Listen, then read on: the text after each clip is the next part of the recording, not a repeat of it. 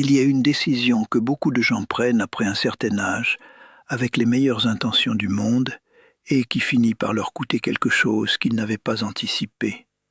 Vivre avec ses enfants après la retraite peut sembler être une bonne idée aux premiers abords, puis on ne voit rien venir parce que ça commence bien.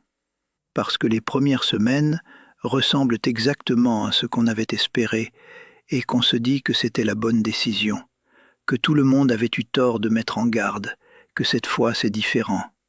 Et puis quelque chose change. Pas brutalement, pas avec une dispute ou un événement qu'on pourrait pointer et dire « voilà, c'est là que ça a basculé ». Doucement, imperceptiblement, comme une marée qui monte si lentement qu'on ne réalise qu'elle a tout recouvert que quand on cherche à poser le pied et qu'il n'y a plus de sol solide nulle part. J'ai pris cette décision après la mort d'Hélène, avec toute la bonne volonté du monde, avec toute la logique apparente d'une situation difficile qui semblait appeler une solution pratique et humaine. Et j'ai appris de cette expérience quelque chose que je n'aurais pas voulu apprendre de cette façon, mais que je suis aujourd'hui reconnaissant de savoir. Ce soir, je vais vous raconter cette histoire, pas pour mettre en garde contre mes enfants, pas pour dire que la cohabitation est impossible ou que les familles sont toutes pareilles, mais pour vous dire ce que j'aurais voulu entendre avant de prendre cette décision. Ce que personne ne m'a dit parce que tout le monde avait l'air de trouver que c'était la chose évidente à faire, la solution naturelle, ce qu'on fait dans les familles quand un parent se retrouve seul.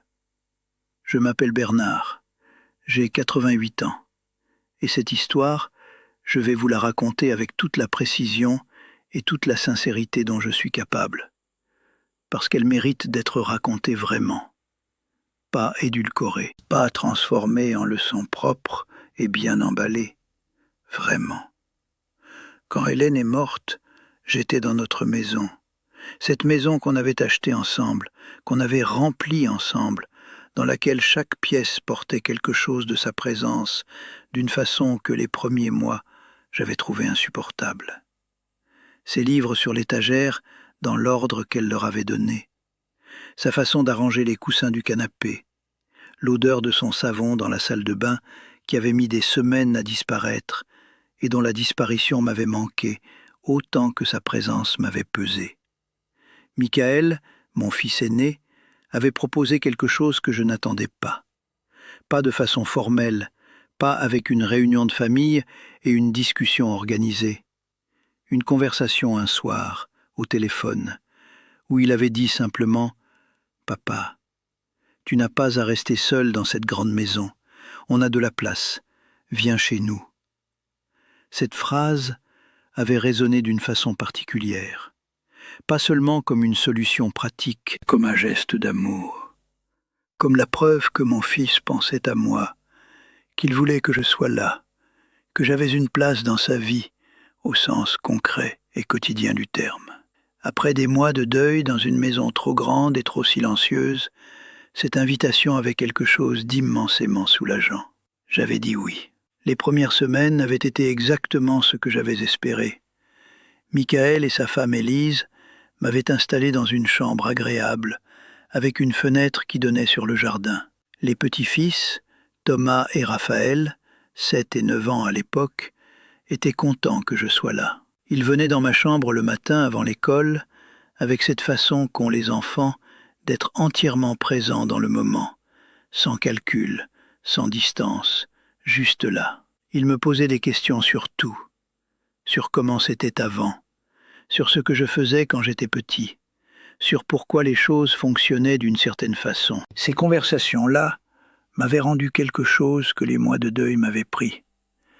La sensation d'être vivant dans le regard de quelqu'un d'autre, d'exister de façon réelle et concrète pour des personnes qui n'avaient pas de raison utilitaire de me regarder. J'avais trouvé naturellement une place dans le fonctionnement de la maison. Je préparais le petit déjeuner parce que je me levais tôt et que c'était simple. Je prenais les enfants à l'école 2 ou 3 fois par semaine quand les horaires de Michael et Élise le rendaient compliqué. Je cuisinais parfois le soir quand Élise rentrait tard et qu'elle n'avait pas l'énergie. Ces contributions me donnaient le sentiment d'être utile, pas d'être un fardeau. Tout ça avait duré environ 2 mois. Je ne peux pas vous dire exactement quand le glissement avait commencé, parce que les glissements de ce type ne commencent pas à un moment précis. Ils émergent de l'accumulation de petites choses qui, chacune prise séparément, semblent anodines et justifiables. Une demande de plus, un ajustement de routine, une attente qui devient implicite, et puis une autre, et puis une autre. Le petit déjeuner que je préparais parce que je le voulais était devenu le petit déjeuner que je préparais parce que c'était attendu. La prise en charge des enfants à l'école 2 ou 3 fois par semaine était devenue tous les jours, sauf exception. La cuisine du soir, quand Élise était fatiguée, était devenue la cuisine du soir presque systématiquement, parce qu'Élise travaillait beaucoup et que la situation avait évolué sans qu'on en parle vraiment. Ces choses ne m'avaient pas été imposées, pas avec de la mauvaise volonté, pas avec une décision délibérée de ma part de les accepter. Elles s'étaient installées comme les choses s'installent dans les maisons où les gens vivent ensemble et s'organisent selon les disponibilités et les capacités de chacun. Michael et Élise travaillaient. J'étais là. La logique s'était imposée d'elle-même, mais quelque chose d'autre s'était installé en même temps. Quelque chose de plus difficile à nommer parce qu'il n'avait pas de nom évident dans le vocabulaire des situations domestiques ordinaires. Je me sentais seul, au milieu de tout ce monde, seul d'une façon différente de la solitude de la grande maison vide après la mort d'Hélène, mais seul quand même. Seul parce que la présence physique de gens autour de soi ne signifie pas qu'on existe pour eux de la façon dont on a besoin d'exister. Seul parce que j'étais devenu une fonction dans cette maison plutôt qu'une personne. Celui qui fait le petit déjeuner, celui qui cherche les enfants, celui qui cuisine, utile, efficace, présent, mais pas vu. Les merci avaient disparu progressivement, pas parce que Michael et Élise étaient ingrats, parce que ce qu'on fait tous les jours devient invisible. On ne remercie pas la machine à laver de faire la lessive. On appuie sur le bouton et elle fait ce qu'elle fait. J'étais devenu la machine à laver, fonctionnelle, fiable, invisible. Il y avait eu un soir, je me souviens précisément de ce soir, parce qu'il m'avait fait comprendre quelque chose que j'avais refusé de voir jusque-là. Élise était rentrée du travail, elle était épuisée. Elle s'était assise à table et avait regardé l'assiette que je venais de poser devant elle. Et elle avait dit, sans lever les yeux, « Tu as mis trop de sel. » Pas merci. Pas « C'était gentil de cuisiner. » Trop de sel.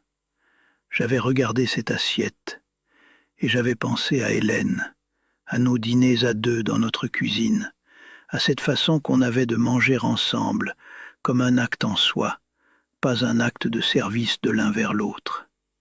Et j'avais compris, avec une clarté qui faisait presque mal, que je ne vivais plus ma vie. Je vivais la leur. J'étais passé, sans m'en rendre compte, de quelqu'un qui avait une vie à quelqu'un qui remplissait une fonction dans la vie de quelqu'un d'autre. La perte de dignité ne venait pas de mauvais traitements.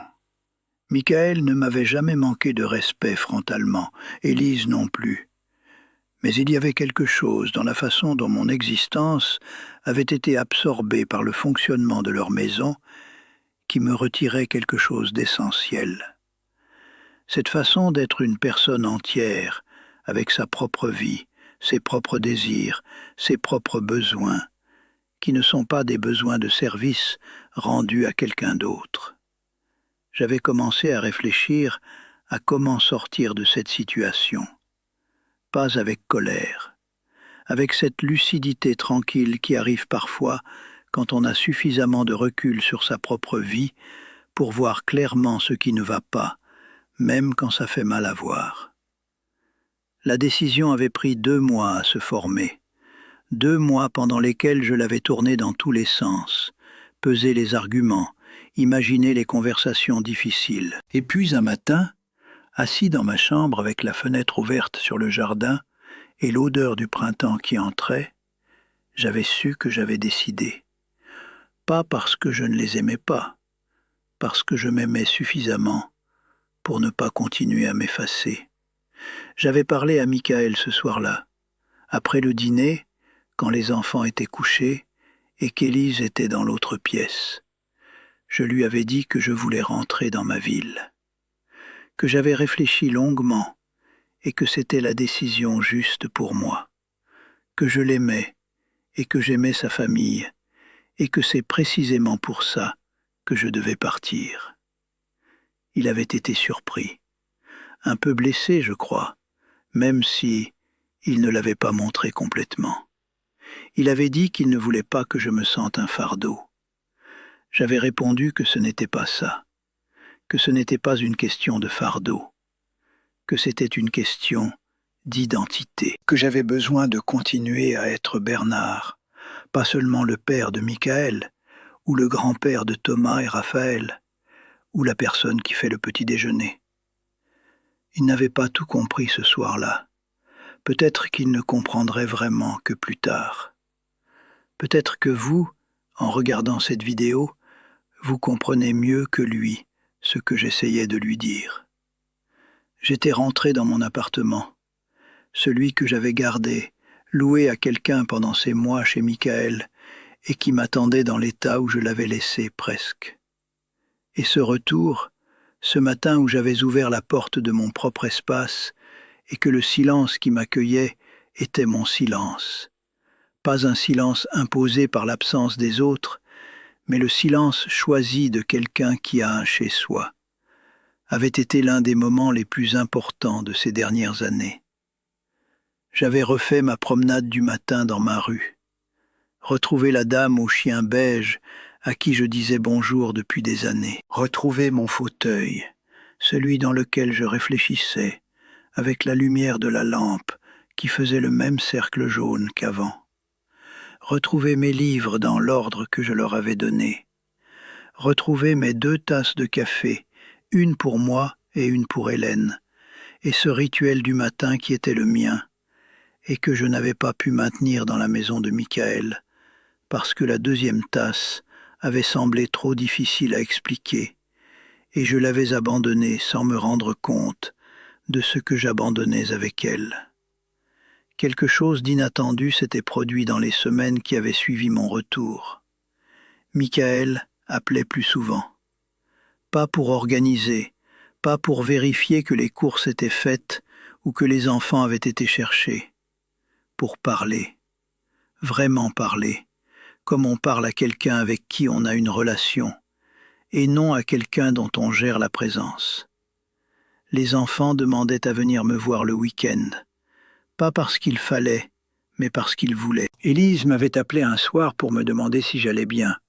Pas de façon fonctionnelle, avec cette voix de quelqu'un qui pose vraiment la question. La distance avait fait quelque chose que la proximité n'avait pas réussi à faire. Elle avait rendu la relation visible. En n'étant plus là tous les jours, en étant plus absorbé dans le fonctionnement quotidien de leur vie, j'étais redevenu quelqu'un qu'on choisit de voir, plutôt que quelqu'un qu'on a sous la main. Et cette différence change tout à la qualité d'une relation.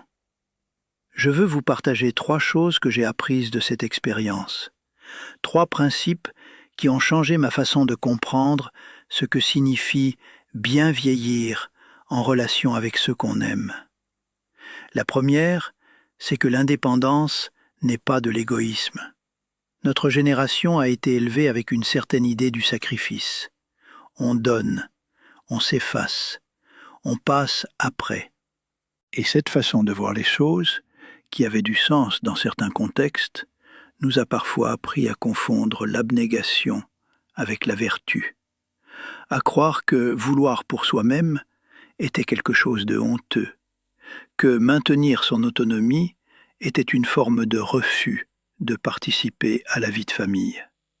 Ce n'est pas vrai. Maintenir son indépendance, garder un espace à soi, continuer à exister comme une personne entière, avec sa propre vie et ses propres besoins, est un acte d'amour-propre. Et l'amour-propre n'est pas une qualité accessoire. C'est la fondation sur laquelle repose la capacité à vraiment aimer les autres. Quelqu'un qui a perdu son identité dans les besoins des autres ne peut pas donner de l'amour librement. Il peut donner du service, de l'aide, du soutien fonctionnel. Mais l'amour libre, celui qui choisit l'autre sans y être contraint par la dépendance ou la culpabilité, cet amour-là exige qu'on soit soi-même une personne entière. La deuxième chose, c'est que la saine distance préserve la qualité des relations. On dit souvent que la proximité crée la tendresse. C'est parfois vrai. Mais la proximité sans espace peut aussi étouffer ce qu'elle était censée nourrir. La relation qu'on a avec ses enfants adultes, comme toutes les relations entre adultes, a besoin de respiration, d'un espace où chacun peut être soi-même sans l'autre, d'une distance physique qui permet à la distance émotionnelle d'être juste ce qu'elle doit être, ni trop grande, ni trop petite. Il y a une image qui m'est venue un soir dans mon fauteuil et que j'ai trouvée juste. On ne peut pas verser dans une tasse vide.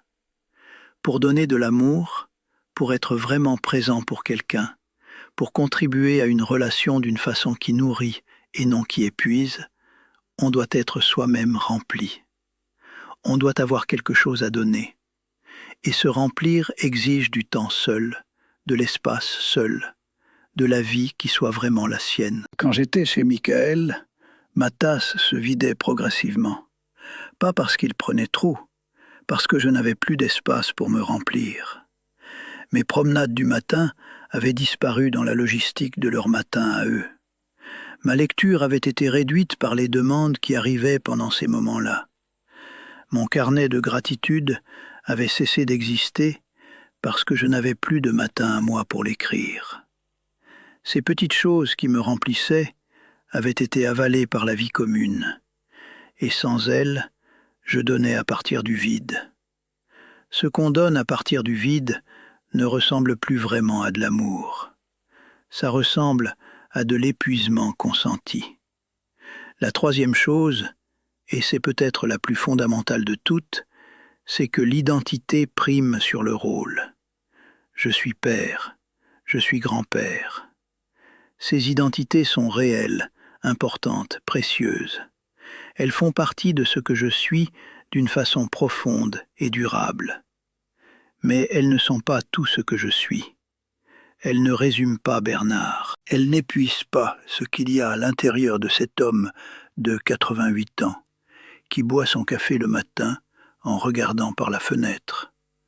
Quand on laisse le rôle avaler l'identité, quand on cesse d'être une personne pour n'être plus qu'une fonction, quelque chose d'essentiel disparaît, pas seulement pour soi, pour les relations aussi. Parce que les enfants qui voient en leurs parents uniquement quelqu'un qui remplit une fonction ne voient pas vraiment leurs parents. Et quelqu'un qui n'est pas vraiment vu ne peut pas vraiment se sentir aimé, même quand il est entouré de gens qu'il aime.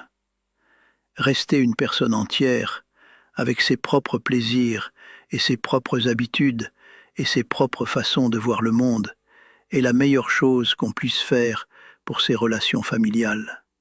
Parce que les gens veulent être avec des personnes, pas avec des fonctions. Parce que l'amour qui se dirige vers quelqu'un de réel est différent de l'affection confortable qu'on a pour quelqu'un qui est là et qui sert. Je veux vous dire quelque chose pour finir.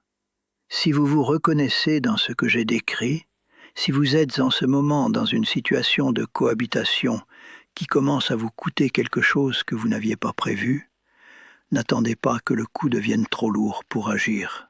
Avoir une conversation honnête avec vos proches sur vos besoins, sur ce qui fonctionne et ce qui ne fonctionne pas, sur ce dont vous avez besoin pour rester vous-même dans cette nouvelle configuration de vie. Cette conversation est difficile.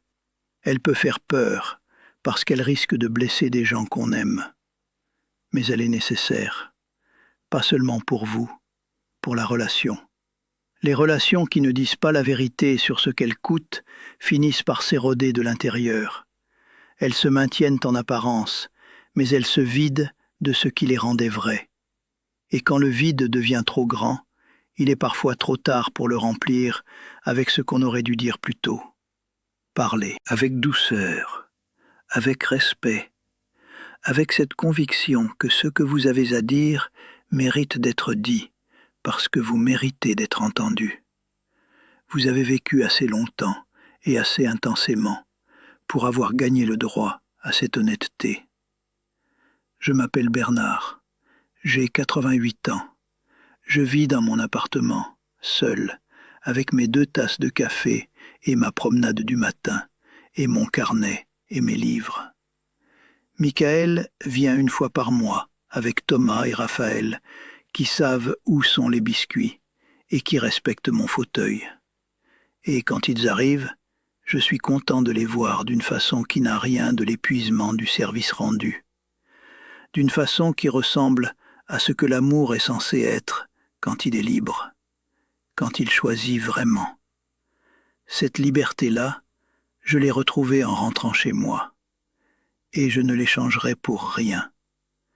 Si cette vidéo vous a touché, si elle a nommé quelque chose que vous traversez ou que vous appréhendez, dites-le moi dans les commentaires.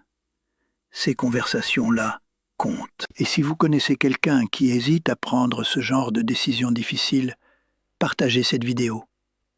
Parfois, les mots qu'on cherche pour dire quelque chose de difficile à ceux qu'on aime, on les trouve dans les mots de quelqu'un d'autre.